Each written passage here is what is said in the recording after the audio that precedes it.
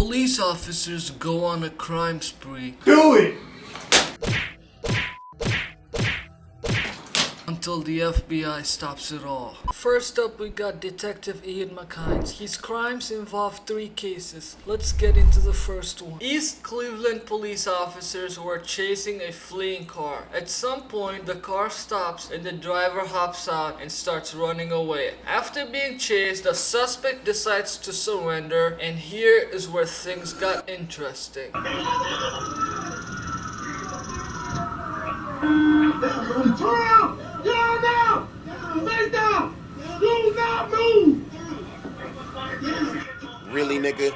That is Detective Ian McKines, who kicks the suspect in the ribs for no reason. For that reason, Detective Ian McKines was charged with 4 crimes. We're gonna go over the trial and convictions later on.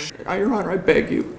I've never been in trouble. I'm not gonna harm anybody. Police got a call reporting someone being aggressive, so Detective Ian McKines responds and immediately pulls out his taser.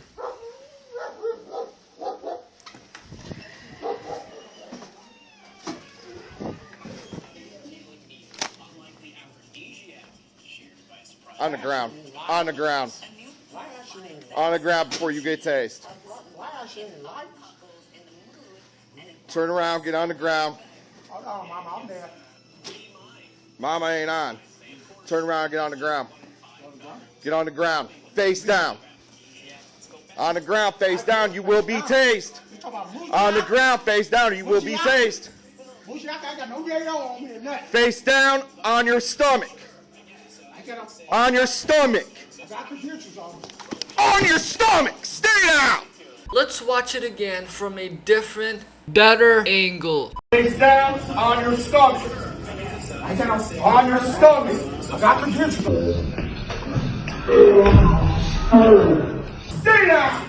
And that's why Detective Ian McKines was charged with 4 crimes for this case. So far, he racked up 8 charges. The third case involves 2 officers being arrested. Detective Ian McKines, Sergeant Anthony Holmes, and Officer Tristan Holman were chasing a 16-year-old that was fleeing. During the chase, Sergeant Anthony Holmes hit the car he was chasing and then told Officer Tristan Holman to lie and radio in, "There's this nigga who brake checked us causing us to beat our wives and kids." Okay, I'm joking. He radioed in, "All units, we discovered this black..." What did he say? He actually radioed in that the 16-year-old had brake checked the officer, causing a crash. At some point, the 16-year-old stopped the car, got out of the car, ran to the sidewalk, and sat down with his hands high in the air. As Officer Tristan Holman and Sergeant Holmes were trying to handcuff the 16-year-old, Detective Ian McKines runs up and kicks the 16-year-old in the balls. In the goddamn balls! Painful cries of her son haunting to the teen's mother. They still beat him with the handcuffs on and stumped him. The 16-year-old kicked in the groin by this man, former East Cleveland police detective Ian McInnes. He was operating less as a police officer with an obligation to serve and protect, and more like a bully with a badge. It's the kind of thing activists and parents of the victims told the judge they're sick of seeing in East Cleveland. It's sad that we living in this world, in this time, and our officers are doing these kind of things to people. Pleas for justice not lost on Judge Sherry Madej. The thousands of good people that live there deserve, expect, and under the law have a right to be served in a just way by the police. The judge sentencing McInnes to 2.5 years in prison for attempted felonious assault and other crimes.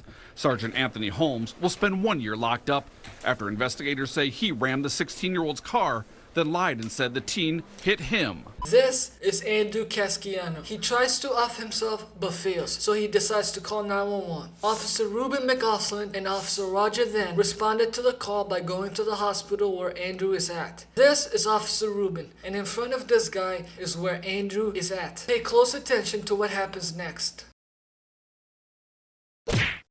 Officer Ruben punches Andrew for no reason. Afterwards, Andrew was taken to a hospital room, and this is what happens next. You're a bitch. Oh, yes, I am. Right here. You see my cheek? Go at it. You got the right guy. Hey. Yeah, bitch. I'm a what? Do it! I'm fucking playing with you.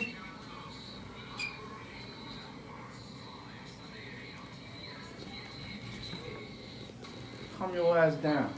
Officer Rubin viciously assaults the victim so badly that the victim needed surgery to fix his face. I mean, what better way to help a suicidal man than showing up and fucking him up even more? Officer Rubin and Roger filed a false police report, purposely omitting the brutal assault. McGoslin pleaded guilty to the attack and also to helping deal drugs on the streets of Patterson. Judge William Wall said the officer lacked humanity in assaulting the suicidal patient, and he also called the one-time cop, quote, a street hustler. He sentenced McGoslin to 5.5 years in prison. In court, McGoslin said he lost his cool when the patient threw medical gloves at him. Next up, we got this incident.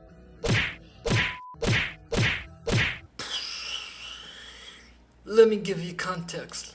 This man is Randall Worcester. He went to the convenience store and said this. Do y'all got any dildos here? Do y'all got any dildos here? Alright, I'm joking. That's not what he said. He allegedly spit on the employee, threatened to cut off their face. Cops responded, that is when shit went down. Let's first pay attention to this deputy. His name is Levi White. He punched the victim 10 times.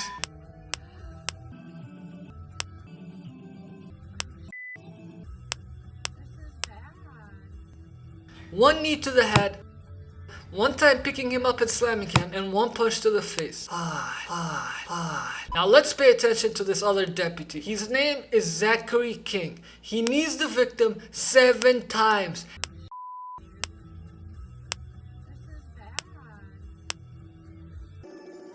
And also one punch, one kick, and another knee.